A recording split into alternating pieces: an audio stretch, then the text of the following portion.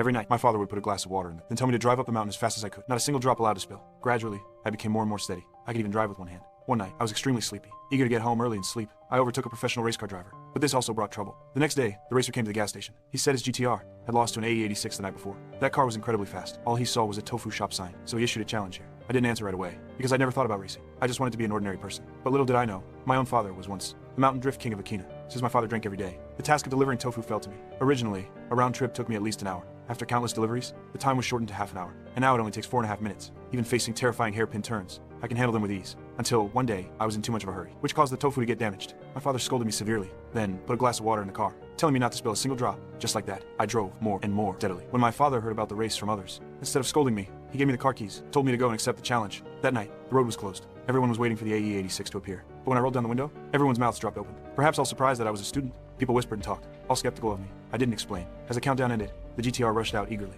I was left far behind, but I wasn't flustered at all, because the AE86 couldn't outrun the GTR on straight roads. Only when we reached the latter half of Akina, where the road was narrower, that's when I could make my move. Even though the GTR driver timed every move perfectly, I could always enter the turns first, waiting for the chance to overtake. Soon, we arrived at the most dangerous 5 deadly hairpin turns. The GTR was suppressing the AE86 at every step. He probably thought he had already won. As long as he got through the last turn, he would wash away his shame. But when he saw me facing the sharp turn, without the slightest intention of slowing down, he couldn't help but widen his eyes. Everyone thought I couldn't make the turn, but with a series of maneuvers, I used the drainage ditch to pull off a drift. Such precise control left my opponent dumbfounded. Just like that, I won. Later, another racer found me, wanting to challenge me to a race, but I refused. I still had no interest in racing.